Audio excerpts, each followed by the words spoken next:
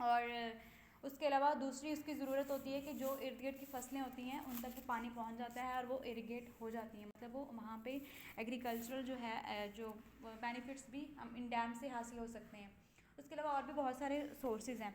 अब देखो कपास है कि कपास पाकिस्तान में इतनी ज़्यादा नहीं है, मतलब जिस तरह वीट और गंदम है ये दोनों पाकिस्तान की मेन क्रॉप्स हैं, ठीक है। या जो वीट है वो पूरे जो एग्रीकल्चरल लैंड है पाकिस्तान की उसका 40% तक जो एरिया है वो वीट कवर कर रही है।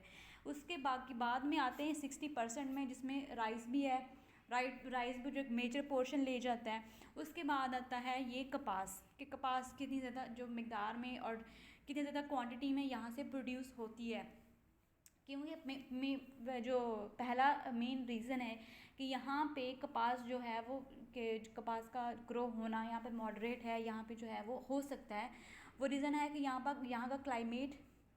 क्लाइमेट उसके लिए मौजू है। फिर यहाँ पे जो सॉइल है वो भी उसके लिए मौजू है कुछ कुछ एरियाज़ की। और उसके बाद जहाँ पे पानी उसको चाहिए होता है, तो जहाँ पे चावल ग्रो हो सकता है उसी जगह पे कॉटन भी ग्रो हो सकती है, क्योंकि कॉटन के लिए भी बहुत ज़्यादा पानी चाहिए होता है। तो ठीक है, आप ये देखोगे पाकिस्तान में कपास किस तरह से, कपास पाकिस्तान की सबसे अहम नकद आवर फसल है। नकद आवर मतलब इससे जो है वो बहुत ज़्यादा ज़र मुबादला कमाया जा सकता है और जाता भी है, क्योंकि ये क्या करते हैं कि इसको एक्सपोर्ट कर लेते हैं। और मजमूई कौमी पैदावार का 1.0%, जबकि ज़रूरी आमदनी का 5.1% जो हिस्सा है, जो पोर्शन है वो कपास से हासिल होता है। जबकि सूती कपड़े की सनत के लिए खाम माल कपास से ही हासिल होता है। मतलब जो कॉटन की इंडस्ट्री है, टेक्सटाइल इंडस्ट्री है, वो पूरी की पूरी डिपेंडेंट है पाकिस्तान की है। कॉटन इंडस्ट्री वो पूरी की पूरी पाकिस्तान की कॉटन पे डिपेंडेंट है। और उसके अलावा कि जो सूती कपड़े की जो मतलब स्पेसिफिकली उसमें जो सूती कपड़े की सनत है वो कपास से हासिल होने वाले जो बनोले हैं वो खुर्दनी तेल के हसूल का भी अहम ज़रिया है। मतलब एक मेन सोर्स पूरा हो रहा है, एक ज़रिया वो पूरा कर रहे हैं, या इससे कपड़ा बनता है। दूसरा ये कि इससे तेल भी निकाला जा सकता है। तो सबसे अहम ज़रिया जो 80% तक जो तेल की जो पैदावार है उसमें ये बहुत ज़्यादा जो है वो इफ़ेक्टिव रोल प्ले कर रहे हैं, इफ़ेक्टिव जो पोर्शन है वो ये फिल कर रहे हैं। जिससे आप इससे यहाँ पे वो कह रहे हैं कि इनसे बनस्पति घी भी तैयार होता है, मतलब जो आर्टिफिशियल घी बनता है। आर्टिफिशियल घी से मुराद जो मैन मेड घी होता है और जो मुख्तलिफ और तरीक़ों से बनाया जाता है, जो ट्रेडिशनल तरीक़ों से नहीं होता, जो आगे जदीद तरीक़ों से बनाया जाता है, उसमें ये वाली चीज़ में ये वाला ऑयल भी यूज़ होता है। और इसके अलावा साबुन के सनत में भी ये यूज़ होता है और सर्फ वगैरह की सनत में भी ये यूज़ होते हैं।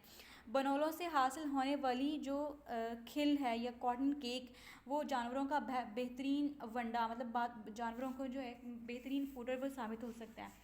अब पाकिस्तान की बरामदात का 60% से ज़ायद जो 60% से ज़ायद जो सूती कपड़े की मसनूआत की बरामद के लिए इस्तेमाल होता है। मतलब कि पाकिस्तान का जो सूती कपड़े की इंडस्ट्री है उसका जो 60% तक खाम जो उसके लिए रॉ मटेरियल चाहिए होता है वो पाकिस्तान की कपास फिल कर रही है।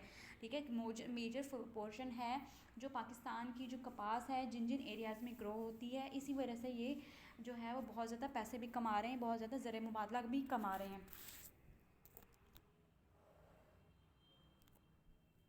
फिर आप देखोगे कपास पाकिस्तान की खरीफ की सबसे अहम फसल है, जो ज़ेर काश्त रकबे के लिहाज से गंदम के इस बाद सबसे अहम फसल है। कपास की काश्तकारी जो है वो वादिया सिंध में, अब इसका थोड़ा सा हिस्टोरिकल बैकग्राउंड, हिस्टोरिकल पर्सपेक्टिव बता रहे हैं कि पाकिस्तान में या इस एरिया में जो है कपास क्यों है और इसका जो है हिस्टोरिकल लिंक क्या है। वो ये कहते हैं कि इंडस वैली सिविलाइजेशन में कुछ इस तरह के जो हैं वो मिले हैं, कुछ एक्सकवेशंस ऐसी हुई हैं जिनसे पता चलता है कि वो लोग भी सूती कपड़ा पहनते थे और सूती कपड़े का इस्तेमाल करते थे।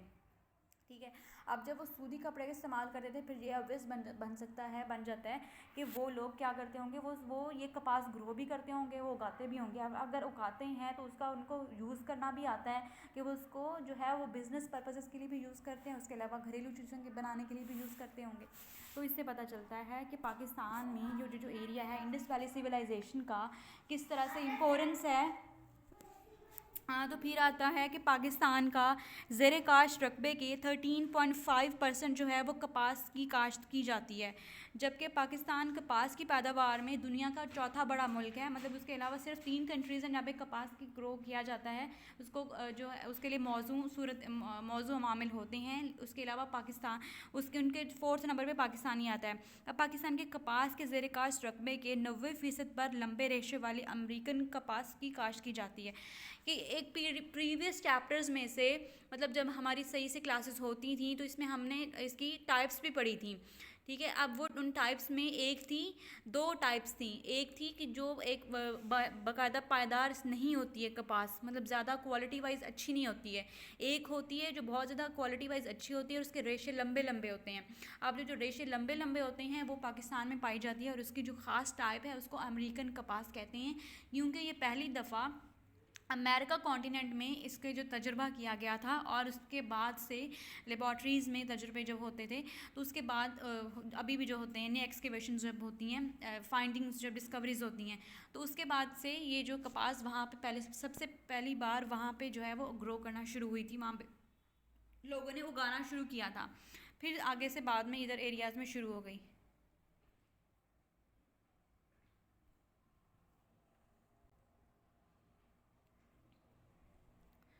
अब देखो कि पाकिस्तान में क्यों है, मतलब कपास पाकिस्तान अगर चौथे नंबर पे है। पाकिस्तान की जो टेक्सटाइल इंडस्ट्री है वो 60% तक इस पे डिपेंडेंट है। और उसके अलावा ये इस और तेल की जो पैदावार में 80% तक जो जो ये मुआविन साबित हो रहे हैं इसके जो बीज होते हैं जिसके, और इसको बनोले जिसको कहते हैं। तो उसके अलावा हमने ये देखना होगा कि पाकिस्तान में ऐसे कौन से आर्टिफिशियल और कौन से नेचुरल जो अवामिल हैं जो इसके लिए सूटेबल हैं इसकी ग्रोथ के लिए और इसकी ज़्यादा प्रोडक्शन के लिए, ठीक है। अब पहले देखो कि सबसे पहले होता है आबो हवा या क्लाइमेट, कि या किसी इलाके की या किसी भी रीजन का ये क्लाइमेट ही होता है, ये उसका जो है वो जो, और उसके अलावा उसके फ़िज़िकल फ़ीचर्स होते हैं उस इलाके के कि जो किसी ख़ास क्रॉप को, किसी ख़ास चीज़ को वहाँ पे ग्रो करने में मदद देते हैं। अब देखो पहले जब हमने सॉइल्स की टाइप पढ़ी थी, ज़मीन की टाइप पढ़ी थी, मतलब मिट्टी की टाइप्स पढ़ी थी, उनमें कुछ थे कि चूनेदार मिट्टी जो जो है किसी हद तक चावल को ग्रो करने में बहुत ज़्यादा साबित होती है, फ़ायदेमंद साबित होती है। या हम जो ऐसी मिट्टी जिसमें आयरन की मिकदार ज़्यादा होती है जो नॉर्दर्न एरियाज़ की मिट्टी होती है। इसी तरह ये मिट्टी की टाइप से भी डिपेंडेंट होता है कि वो किस खास किस्म की किस स्पेसिफिक क्रॉप के लिए सूटेबल है और किसके लिए नहीं है, ठीक है। क्योंकि इसमें जो एसिड्स होते हैं वो ये बताते हैं, मतलब एसिड्स की जब जांच के बाद पता चलता है कि वो किस खास किस्म की क्रॉप के लिए बेहतर हैं और किसके लिए उनको नहीं होना चाहिए। तो इसके लिए कपास की काश्त है पाकिस्तान में जो गर्म और नीम गर्म और खुश्क इलाकों में होती है, ठीक है, गर्मी वाले एरियाज़ में होती है। और मोस्टली इसका जो एरिया आता है वो मुल्तान से, पंजाब में मुल्तान वाली साइड पे, और सिंध में आगे पूरा सिंध जो है लोअर एरिया जो लोअर इंडस प्लेन्स है उसमें ये जो काश्त की जाती है।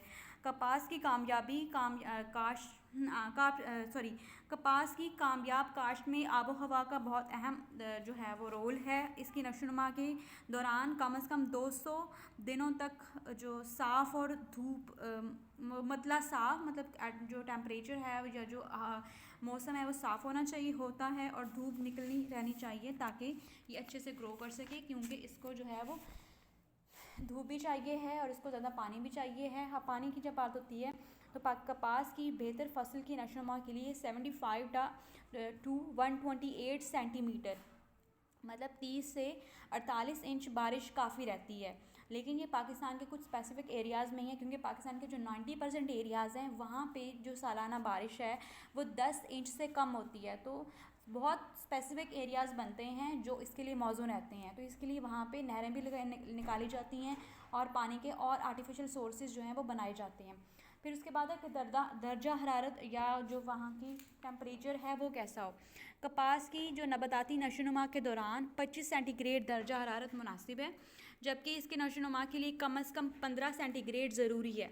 मतलब कि 15 से 25 के दरमियान होना चाहिए, क्योंकि 15 से जो कम है वहाँ पे जो कपास है वो ग्रोथ इजीली या अच्छे तरीके से या उसकी क्वांटिटी या क्वालिटी बेहतर नहीं हो सकती। कपास जो पाकिस्तान की है ज़ेर काश्त इलाकों में दिन का दर्जा हरारत 40 सेंटीग्रेड से ऊपर चला जाता है, जिससे पानी की ज़रूरत जो है वो और भी बढ़ जाती है। फिर उसके बाद आता है कि मिट्टी कैसी हो। अब इसकी जो मिट्टी है कपास की फसल के लिए बेहतरीन नकास वाली ज़रख़ेज़ जो मिट्टी दस्तयाब होती है, जिसमें चूने की मकदार भी हो, जिसमें नामियाती मादे भी हों। इसमें जो है आयरन, इस मिट्टी में आयरन हो ये ज़रूरी नहीं है, ठीक है। ले वो ज़्यादा ज़रूरी है राइस और वीट के लिए, सॉरी वीट के लिए, राइस के लिए नहीं। तो लेकिन जहाँ पे चूने की मकदार मिट्टी में ज़्यादा होती है, मतलब ये वो एरियाज़ बन जाते हैं सिंध और बलूचिस्तान के जो बॉर्डरिंग एरियाज़ हैं, वहाँ पे उस मिट्टी में चूने की मकदार ज़्यादा है, तो वहाँ पे भी ये ग्रो हो सकती है। और नामियाती मादे जहाँ पे ज़्यादा हों वहाँ पे ये इजीली हो सकती है। उसके अलावा लावे वाली मिट्टी, ये भी बलूचिस्तान में, जिसमें पोटाश और फास्फोरस की जो वाफर मकदार हो, उसमें वहाँ पे भी कपास जो है अच्छे से ग्रो होती है। उसके बाद देखो कि पाकिस्तान में इसकी कपास की काश्त के लिए जो जो आप कह लो कि गैर नेचुरल, या गैर नेचुरल कह रही हूँ कि गैर जो कुदरती अवामिल हैं, जो मैन मेड सोर्सेज या आर्टिफिशियल सोर्सेज या इकनॉमिक फैक्टर्स हैं, वो कौन कौन से हैं।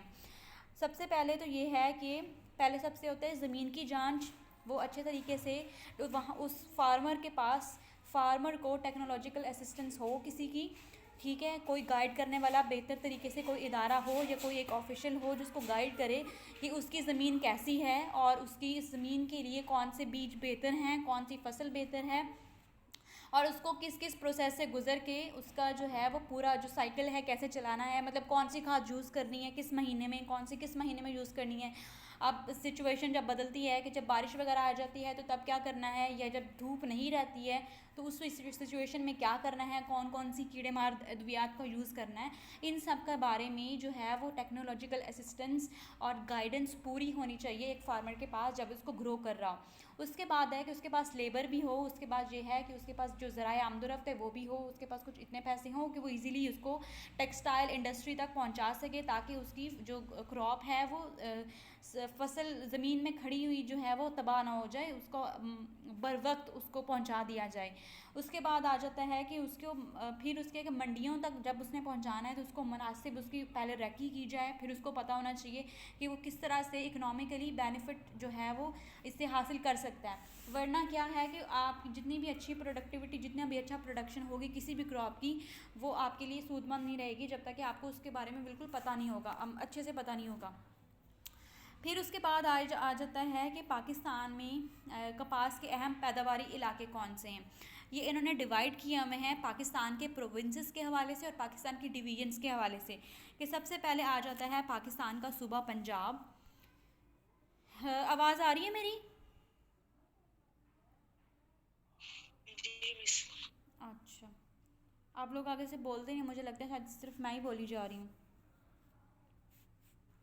अब देखो ये पंजाब का जो सारा का सारा एरिया है, पंजाब में कौन कौन सा इलाका है। पहला है बहावलपुर, बहावलपुर भी गर्म इलाका है। फिर है बहावल नगर, रहीम यार खान, डेरा गाजी खान, राजनपुर, मुजफ्फरगढ़, मुल्तान, लोधरा, खानेवाल, विहाड़ी, मतलब जो भी गर्म तरीन इलाके पंजाब के गर्म तरीन इलाकों में आते हैं, जहाँ का सेंटीग्रेड जो यहाँ का टेम्परेचर जो है वो 40 सेंटीग्रेड से ज़्यादा रहता है दिन में, वहाँ पे ये इजीली और अच्छे तरीके से और अच्छी क्वालिटी के साथ ग्रो हो सकती है।